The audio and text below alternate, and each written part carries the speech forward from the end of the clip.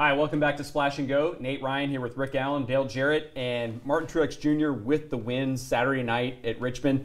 Kind of the same old storyline in the sense that he's a Joe Gibbs Racing driver. Joe Gibbs Racing and Team Penske have combined to win all the races so far this year, 9 races in 2019.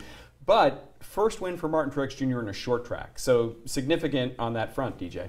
Yeah, I think for him, just so everybody will quit saying something about it, it's amazing how much, it doesn't matter how much you do as a driver, you can win road courses, super speedways, anywhere that every other type of racetrack, but everybody always wants to know, when are you going to win on a short track? And as a driver, you want to win on all types of tracks, because that showcases your talents and shows that you have what it takes to win anywhere that you go. So I know that's a big burden off of Martin, but I think even more than the short track, getting that win. He's seen his teammate Kyle Busch, as he's moved over there, be dominant through the first part of this year. Denny Hamlin running really, really well. I think that they were starting to feel some pressure. So I think this was a big win for Martin Truex and that race team to get this out of the way so they can move forward.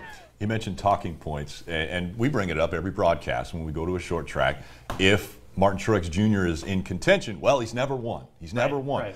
The unique thing about Martin is he's won a championship without winning at a short track, which this sport was built on short tracks. I mean, it was run on short dirt tracks, and so I think he was a very unique champion in the fact that he had never won on a short track up until this weekend. And he even said he didn't have the best car, but he got the win. And that's really, I think, what great drivers, great teams are able to do is, put themselves in position to win races, even if they don't have the best car. So doing the right things strategy-wise, maybe gambling somewhere to, get that track position that's so critical.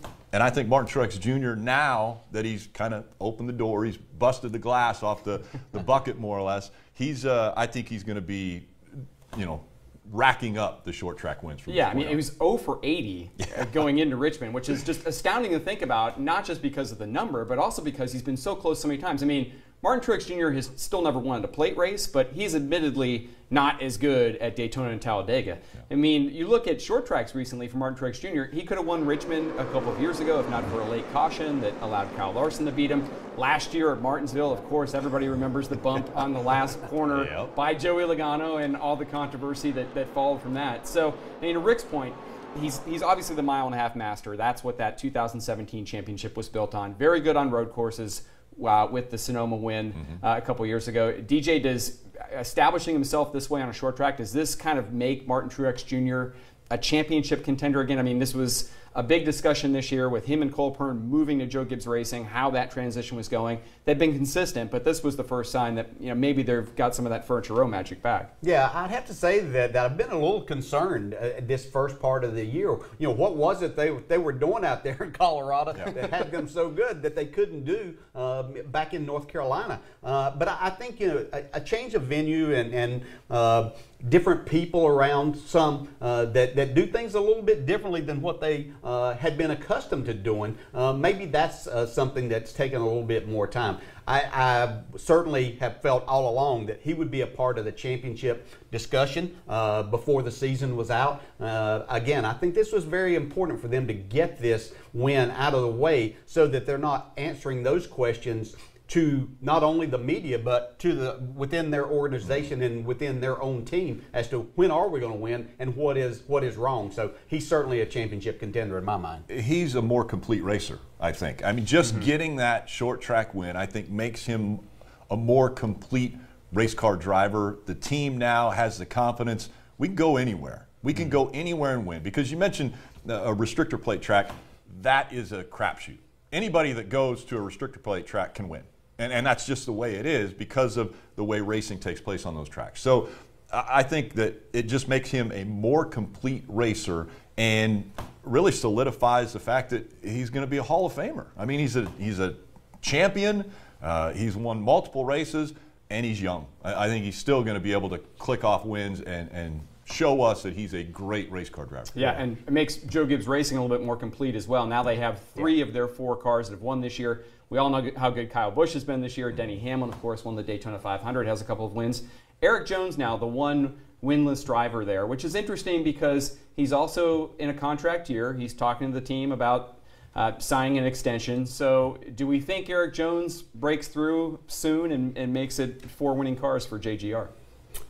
I don't know. You know, I keep putting him in my fantasy lineup a lot. He's not producing as much as what I would hope, and especially at the short tracks, because he's an incredible talent. I just, you know, and they've shown a lot of speed throughout the majority of the races this year, but they don't have the finishes to show it. They just can't seem to find the way to put themselves in position. I think that he is someone that Joe Gibbs is looking at keeping there because as young as he is and as talented as he is, this talent's going to come through before them. But saying that he's ready to win, even versus his teammates, if you just put him up against, you know, his 3 teammates, he's going to have a tough time winning a race just against those guys. Can you compare him to a Joey Logano? I mean, in the same situation, came in as a very young driver. Right. Didn't have a lot of success when he was at Joe Gibbs Racing, but then transitions to another team. The chemistry's different. All of a sudden, Joe Logano's a champion. So Erik Jones, we know is talented. We know he has an incredible amount of talent, but there's a lot of pressure at that organization. When you have Kyle Busch, you might right now be the greatest driver in NASCAR.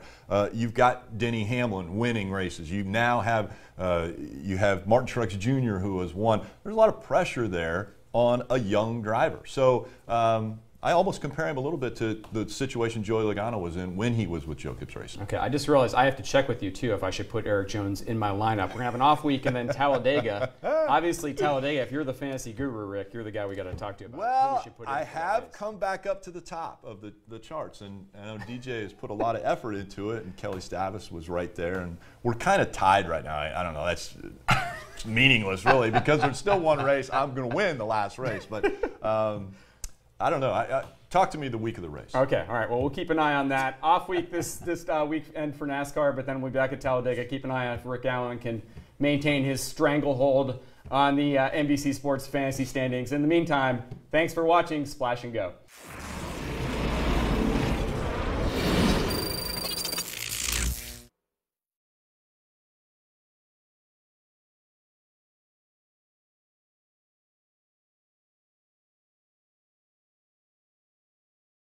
Hey NASCAR fans, thanks for checking out the NBC Sports YouTube channel.